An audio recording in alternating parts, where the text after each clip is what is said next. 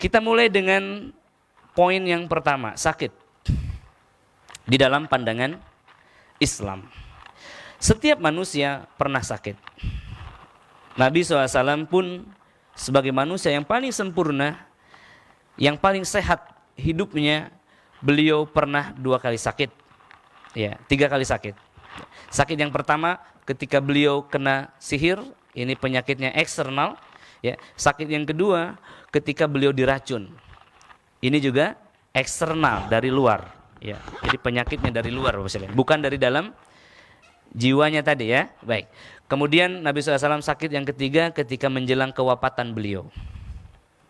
Jadi Bapak Ibu sekalian, ketika kita sakit, ya, maka kita harus melihat terlebih dahulu sakit kita ini masuk dalam kategori mana.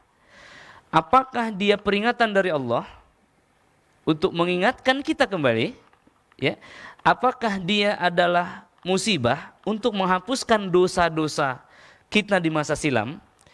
Apakah dia ujian untuk meningkatkan level iman kita agar kita naik kelas, ya? Apakah dia azab? Azab itu apa? Azab itu adalah hukuman yang didahulukan atau yang terakhir jalan kematian. Karena untuk mati orang wajib sakit terlebih dahulu. Karena kematian itu sakit, menyakitkan, yang membunuh kehidupan. Sakitnya Nabi SAW itu yang mana kira-kira? Peringatan, musibah, ujian, azab atau jalan kematian? Penyakit beliau adalah ujian. Sakitnya para nabi adalah ujian untuk meningkatkan level imannya. Kenapa? Iman para nabi itu tidak naik turun. Iman para nabi itu senantiasa grafiknya naik. Kalau iman para sahabat manusia selain nabi itu naik turun. Kebanyakan tetap dan naik karena bersama Nabi SAW. Iman kita naik turun apa hilang timbul? Ini nyimak apa tidak ini? Nyimak semua ya. Iman kita itu hilang timbul apa naik turun? Kalau naik turun itu Pak, 3G ke 4G, turun ke E begitu ya. Nah, kalau hilang timbul itu kadang-kadang disconnected, blank. Ya. Jadi kalau naik turun itu masih manusiawi, tetapi kalau udah hilang timbul harus segera dirombak kembali. Ya. Apa sebenarnya tujuan dia untuk hidup selama ini? Baik, Bapak sekalian ya. Jadi senantiasa ada hikmah di dalam musibah, dan musibah yang besar pastinya mengandung hikmah-hikmah yang besar. COVID-19 bagi Anda ini musibah apa hikmah? Menemukan hikmahnya belum? Sudah banyak ya. Jangankan pandemi Bapak sekalian ya.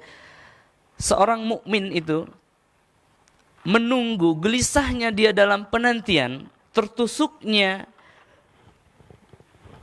kaki oleh duri itu menghapuskan dosa, apalagi pandemi global. Ya, salah satu hikmah terbesarnya yang saya petik adalah, yang kita semua petik adalah kita menyadari bahwasannya ibadah itu dibatasi. Ibadah itu ada batasnya. Betul apa tidak? Nanti suatu hari ketika matahari telah tergelincir terbit dari barat, maka tidak diterima lagi ibadah. Kita merasakan bagaimana Ramadan tanpa qiyamul di masjid. Betapa sulitnya. Ya sekalian. Kita merasakan bagaimana berbulan-bulan tanpa umroh. Ya, ini lihat. Sekarang hari ini ada yang berniat umroh tidak? Kalau nanti buka ada nggak? Ada.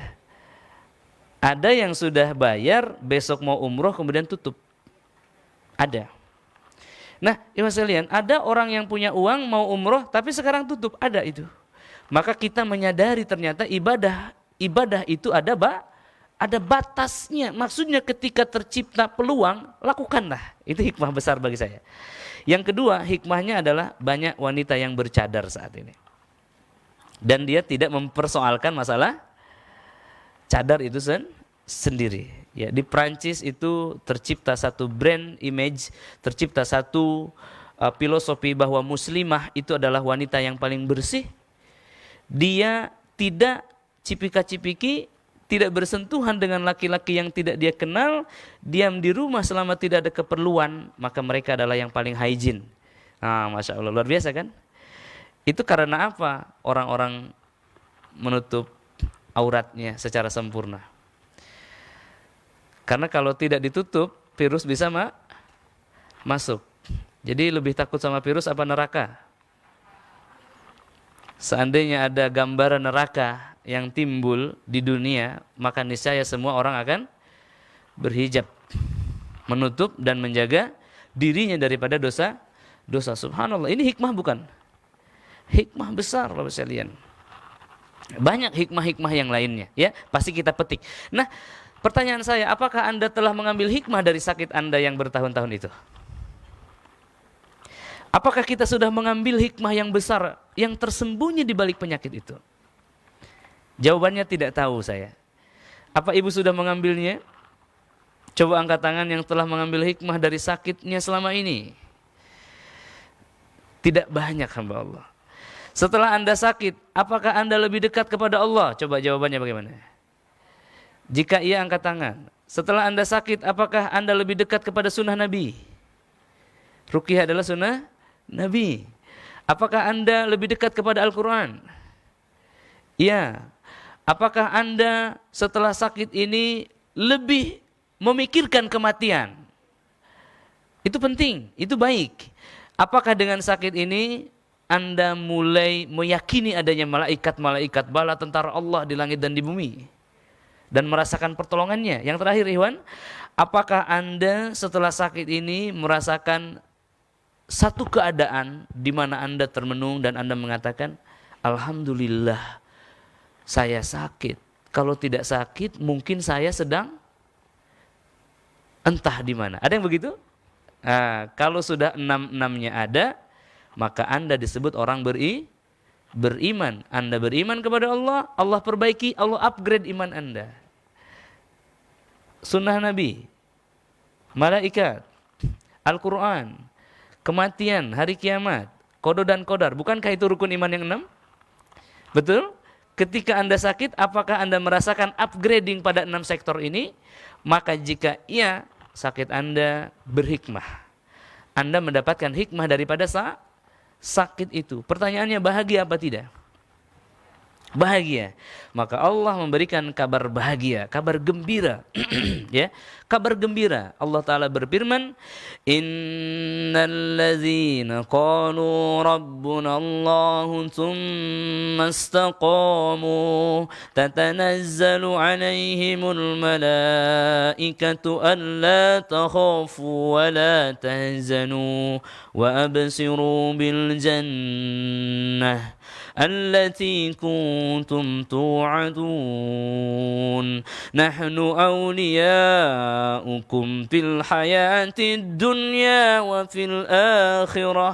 Lihat, sesungguhnya orang-orang yang mengatakan Allah adalah Rabb saya dan dia istiqomah dalam perkataan itu, tatanazzalu alaihimul malaikah, akan turun malaikat kepadanya mengatakan, ya, malaikat itu mengatakan, wabsiru bil jannah, bergembiralah dengan surga. Pertanyaan saya, adakah selama Anda sakit itu orang yang mengucapkan kepada Anda selamat, dosa-dosa Anda sedang digugurkan? Ada orang yang mengatakan selamat, bergembiralah dengan surga, bergembiralah dengan perencanaan Allah. Karena Nabi SAW bersabda bahwasannya Allah Ta'ala berikan dunia kepada orang-orang yang dia suka atau dia benci, namun Allah berikan iman kepada orang-orang yang dia cintai saja. Bapak dan Ibu sekalian, maka ketika kita menyadari ini, ya, kita mengambil hikmah yang besar daripada sakit ini, ya, kita akan bergembira. Allah Ta'ala memberikan kabar-kabar gembira, itu yang pertama. Kabar yang kedua, Allah Ta'ala mengatakan, وَنُنَزِّلُ مِنَ الْقُرْآنِ مَا هُوَ شِفَاءٌ وَرَحْمَةٌ لِلْمُؤْمِنِينَ وَلَا يَجِدُ الظَّالِمِينَ إِلَّا خَسَارًا. Sampaikan kepada orang-orang yang beriman, Qul huwa lilladzina amanu hudan wa shifa. Al-Quran itu penyembuh. Sekalian, Kira-kira penyembuh penyakit-penyakit pada tubuh atau pada perasaan? Ya, menyembuhkan penyakit-penyakit dalam rasa. Ya, menyembuhkan penyakit di dalam rasa. Ya, ibu sekalian. Nah ini penyakit-penyakit pada perasaan itu disebabkan oleh dosa juga. Bisa dosa fisik ataupun dosa perasaan. Maka